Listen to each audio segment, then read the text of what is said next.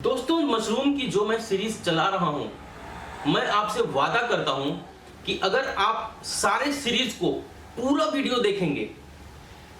देखेंगे तो मैं मशरूम से जुड़ा हुआ जानकारी आपके अंदर इतना भर दूंगा कि मैं पूरा कॉन्फिडेंट हूं कि आप मशरूम की खेती जब चाहें जहां चाहें बहुत ही आसानी से कर पाएंगे। अगर आपने मशरूम फार्मिंग की भाग 1 देख ली है तो आपको ये वीडियो समझ में आसानी से आ जाएगा, लेकिन मशरूम फार्मिंग का अगर आपने भाग 1 नहीं देखा है तो फिर आपको ये वीडियो समझ में नहीं आएगा। इसलिए जाकर मशरूम फार्मिंग का पहले पार्ट 1 देख लीजिए। पिछले वीडियो में आपने देखा कि हमने भूसे की शुद्धिकरण की थी। अब इस वीडियो में हम आपको आगे का प्रोसेस प्रैक्टिकली बताने वाले हैं। दोस्तों, शुरू करने से पहले मैं आपको 3 चीजें बता देना चाहता हूं, नोट कर लीजिएगा। पहली चीज यह है कि मशरूम की खेती जो है बंद कमरों में की जाती है, यानी कि वो कमरा फूस का भी हो सकता है, खपड़े का भी हो सकता है, मोल्ड का भी हो सकता है, किसी भी तरह का कमरा हो सकता है, बशर्ते वो कमरा बंद कमरा हो। दूसरी चीज आपको मैं ये बताना चाहता हूं कि हम इस वक्त जो मशरूम बनाना आपको सिखा रहे हैं वो है ओयस्टर और मिल्की मशरूम। ये 2 तरह के जो मशरूम हैं, इनकी खेती हम लोग गर्मियों में भी कर सकते हैं। जब ठंडी की सीजन आएगी तब मैं आपको बटन मशरूम बनाना सिखाऊंगा। तीसरी चीज मैं आपसे छोटी सी चीज ये शेयर करना चाहता हूं कि भूसे में से हमने क्या किया, हमने कीट फतिंगे या जो अनवांटेड फफूंद थे उन्हें हमने अलग कर दिया। किसकी मदद से? केमिकल की मदद से, फॉर्मलिन की मदद से। लेकिन जो मशरूम पैदा होता है वो किससे पैदा होता है?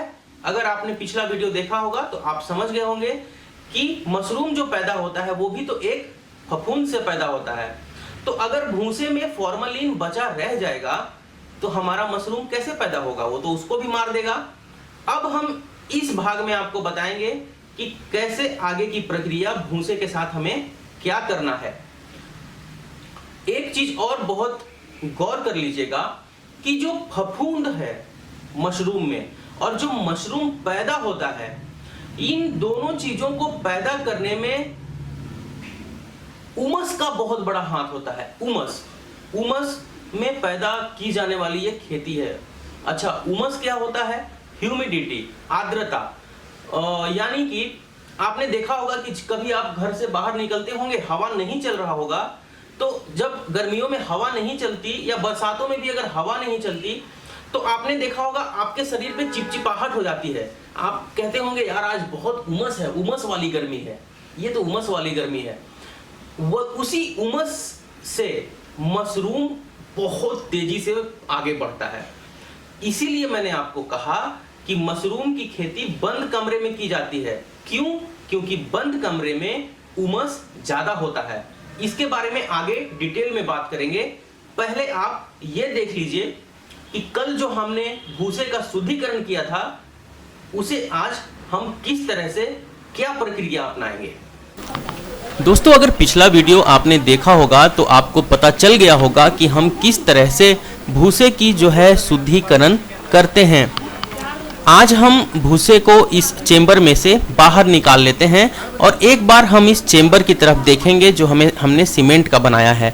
इस चेंबर के बिल्कुल निचले हिस्से में आप देख पाएंगे कि हमने एक होल रखा है जिससे अनवांटेड पानी जो है वो धीरे धीरे करके बाहर निकल जाता है। आप देख सकते हैं बिल्कुल यहाँ पे गंदा पानी जो है हम हटाकर साफ कर रहे हैं। यहाँ पे हमारा भूसा है जो कि अभी भी बहुत गीला है, यानी कि ये आपका जो है वो होल जिसके बारे में मैं अभी आपसे थोड़ी देर पहले बात कर रहा था। ये हमारा भूसा जो है ये बिल्कुल पानी में भीगा हुआ है, यानी कि अगर आप इसे हाथ में उठाएंगे तो इस भूसे में से पानी टपकने लगेगा। तो हमें भूसे को पहले इससे आधा सुखा लेना है। मतलब इसमें जो भी ज़्यादा पानी है, टपकने वाला पानी है, हमें उसे पहले बाहर कर लेना है। तो इसके लिए हम क्या करेंगे कि हम पहले इसे पसार देंगे और जहाँ पे हम भूसे को पसारने वाले हैं उस जगह को अच्छे से साफ करना बहुत ज़रूरी है। वहाँ पे ध्यान रखें कि बिल्कुल सफाई हो, क्योंकि वैसे भी भूसे के अंदर से फॉर्मलिन निकलेगा तो कीड़े मकोड़े तो आपके घर में क्या आसपास भी नजर नहीं आएंगे। दोस्तों यहाँ पे कुछ इस प्रकार से हल्के हाथ से हम भूसे को पसारने वाले हैं। हम ये दो कारणों से कर रहे हैं। सबसे पहला कारण ये है कि भूसा बहुत ज़्यादा गीला है, जिसमें से हमें पानी की मात्रा को बाहर करना है। और दूसरा बड़ा कारण ये है कि जो भूसे के अंदर फॉर्मलिन है, हमें उस फॉर्मलिन को भी धीरे धीरे करके उड़ा देना है। इसीलिए हम पहले भूसा को पसारेंगे और पसारने के बाद हम इसकी बार बार अल्टा पलटी करेंगे, यानी कि नीचे का भूसा ऊपर, ऊपर का भूसा नीचे, पलटते रहेंगे इसको, ताकि फॉर्मलिन रात भर में उड़ जाए। क्योंकि उसके बाद हमारे पास आज तक का ही वक्त है। हम सुबह सुबह 5 बजे इसकी बुआई करने वाले हैं, जब भूसा हमारा काफ़ी ठंडा होगा। ये ट्रेनिंग प्रोसेस आप देख सकते हैं कि लोग बहुत दूर दूर से आके, देश के कोने कोने से आकर और जो है मशरूम की फार्मिंग सीख रहे हैं। आप देख सकते हैं काफ़ी सारे लोग यहाँ पे आपको जो काम कर रहे हैं वो सारे लोग सीखने आए हुए हैं। इनमें से कुछ इंजीनियर्स हैं, इनमें से कुछ बहुत बड़े ओहदे पे बैठे हुए लोग हैं जो खुद अपने हाथों से भूसा फैला रहे हैं, क्योंकि ये मशरूम फार्मिंग सीखना चाहते हैं। और आपको मैं आपके घर बैठे ही इसकी जानकारी दे रहा हूँ। देखिए कुछ इस प्रकार से हम भूसे को फैला रहे हैं। और ये हैं नितिन जी, यहाँ पे सहायक हैं। और अब मैं दिव्या रावत मैडम से गुजारिश कर रहा हूँ कि वो आकर आपको इसके बारे में थोड़ी सी नॉलेज देंगे। देख रहे हैं कि अभी हमने भूसा फैलाया है और इसकी पलटाई हो रही है। इसकी पलटाई यानी कि टर्निंग जो इसमें की जा रही है वो इसलिए है ताकि जो भूसे की जो मॉइस्चर है, जो भूसे में नमी है, अभी 100% है और वो 50% हमें डाउन लेकर आनी है, कम करनी है।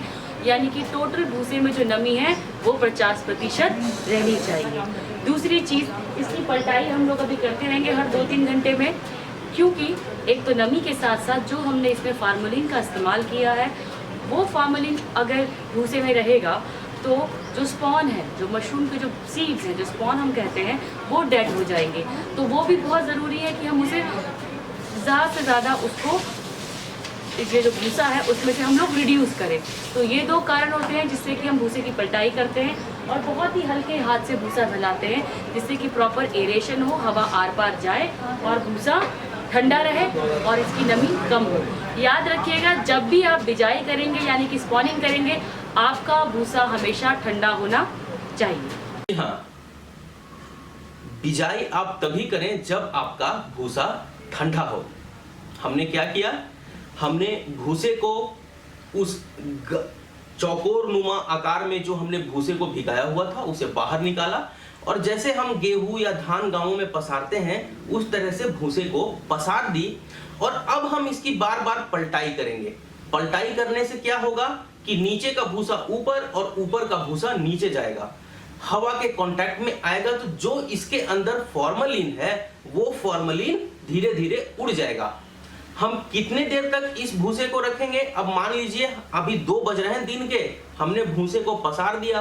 अब हम रात भर करीब 12 बजे तक ये कार्रवाई करते रहेंगे। हर एक 2 घंटे में भूसे की पलटाई करेंगे, अल्टाई पलटाई अल्टाई पलटाई करते रहेंगे। जिस माध्यम से और जिस विधि से मैंने आपको दिखाया उसी विधि से ठीक 5 बजे सुबह कल हम लोग इसकी बुआई करेंगे, बीज डालेंगे हम।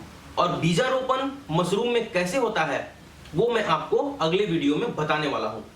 दोस्तों एक्चुअली मुझे बीजारोपण नहीं कहना चाहिए, क्योंकि मशरूम का कोई बीज नहीं होता, मशरूम का स्पॉन होता है। लेकिन आपको समझ में अच्छे से आ जाए इसलिए मैं बार बार बीज कह रहा हूं कि बीज की बुआई करेंगे, क्योंकि बीज तो मशरूम का होता ही नहीं है।